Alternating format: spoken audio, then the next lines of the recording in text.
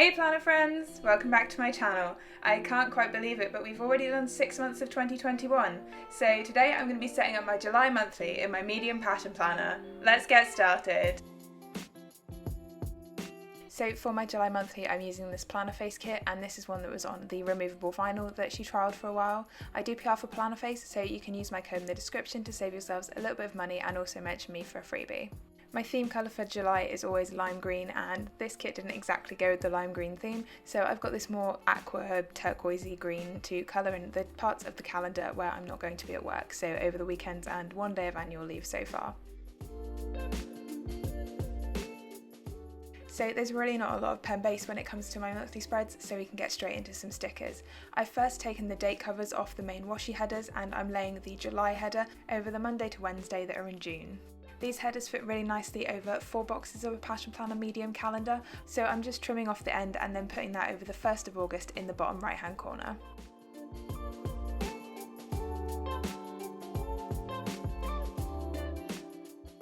I've lined all of these boxes up inside the lines of the calendar, and as you can see there's a little bit of grey peeking through at the bottom of both of these headers, so I'm going to take the glitter strips that come in the kit and just fill in that extra bit of space at the bottom. Because these glitter strips are so thin, I sometimes find it easier to trim them just by eye rather than using my ruler because they slide around all over the place.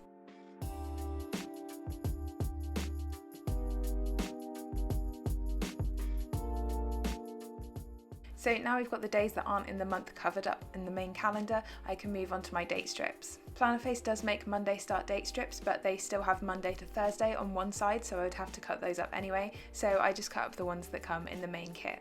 I've started by sticking down Wednesday, and then I'm going back towards Monday so I can trim Sunday off that left hand side.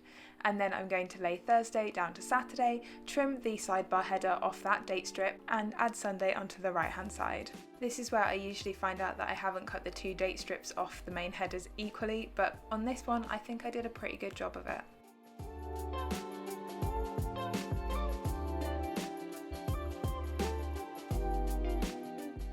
For the part of my monthly spread above the date covers, I've decided to change it up a little bit this week, and instead of cutting up 1 centimetre chunks from the box covers, I've cut up 1 centimetre chunks of the other washi header strip, so that I can keep that palm tree theme going throughout the top of my spread.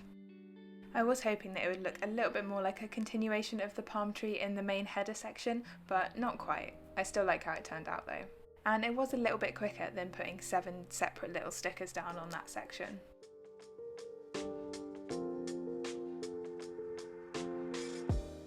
So next up we can move over to the sidebar, and I use part of the functional sections that come in the kit and part of the decorative section that comes in the kit.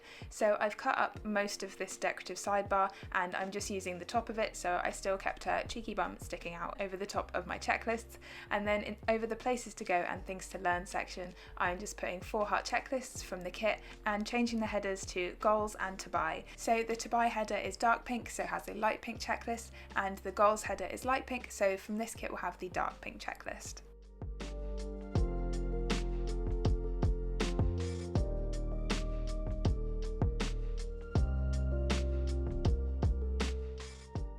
As you can see, these checklists are a little bit wider than the space you get in a pattern planner, so once I've put all of those stickers down, I'm trimming them all in one go so that I have a nice clean line.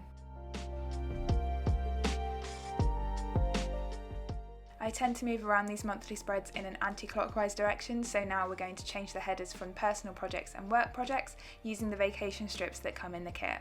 The personal project section is going to become my monthly actions, and the work project section is going to be covered by a mini calendar for July to track my yoga.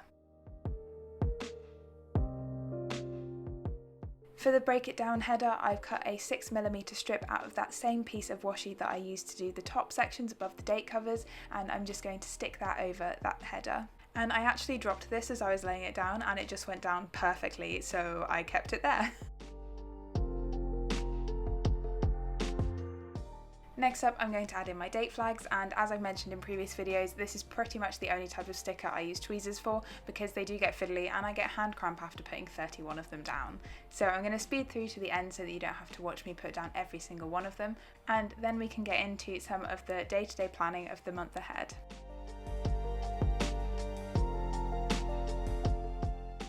So the first things that I'm adding into my monthly calendar are my bills for the month. I've cut the bill due stickers in half horizontally, as I do in every kind of spread, so that they don't take up quite as much space in each of the boxes.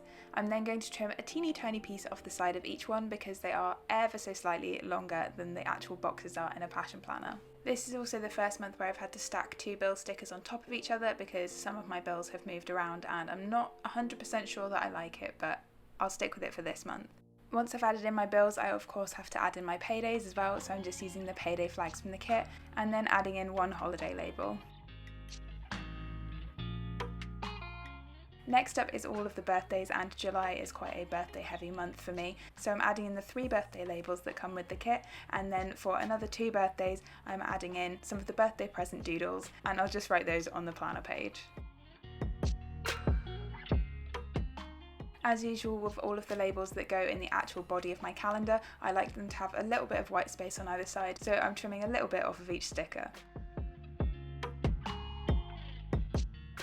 So with all of the birthdays and bills in, the left hand side of my planner is looking very full and the right hand side is looking quite empty, so I'm going to start filling that side in by adding in all of the bin icons, and I didn't quite have enough in the kit, so I'm going to be adding in one from a multicoloured doodle sheet later in my setup.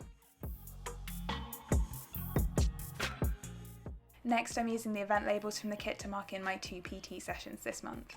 And that one on the 10th has already been rearranged, so this is why I use removable stickers.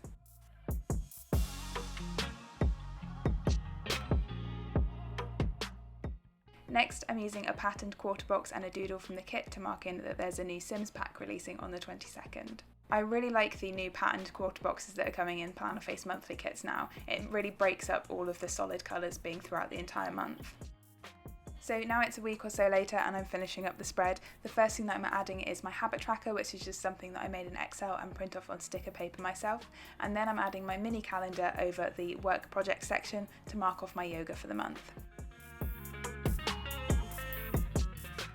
Next, I'm adding in a little icon that I make myself to mark that it's the beginning of Leo season, and then I'm marking in using a quarter box and the little paw print doodle from the kit that we're going to be looking after my friend's cat for a few days.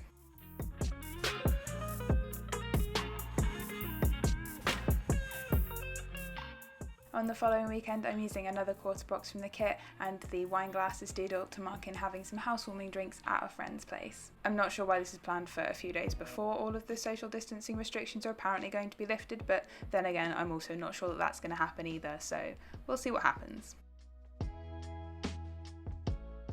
Next, I'm using the long flags and pencil doodles from the kit to mark in my 2 duty scientist rated days at work this month, and then I'm going in with my Sharpie S note in this kind of turquoisey green colour to highlight the checkboxes in the bottom left hand corner and also write yoga on the top of my calendar.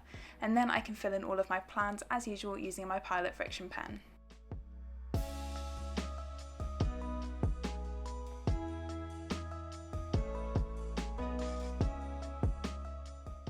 So it's really nice to have some social stuff planned ahead of time for this month. It's really making a difference being able to go out and see friends and stuff, especially now the weather is a lot nicer. Well, it's sometimes nicer. I also think that June just zoomed past. I can't really think of anything that I actually did in June, although I feel like I did a lot because I'm quite tired.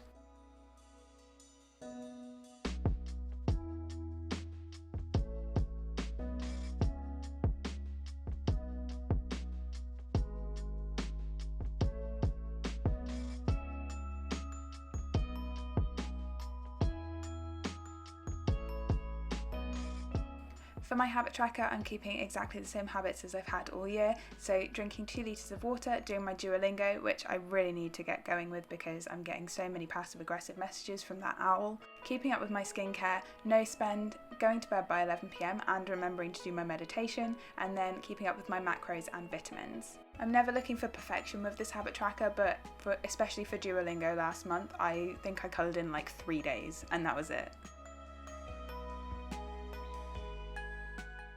I'll fill in my monthly actions once I decide what I actually want to get done, but that's it for my July monthly. Make sure that you check out my Instagram if you want to see how the spread evolves over the month. So that's everything for this video, friends. If you have any questions, please leave them in the comments down below. Drop the video a like if you enjoyed it, and if you're new here, don't forget to subscribe. I'll see you next time. Bye!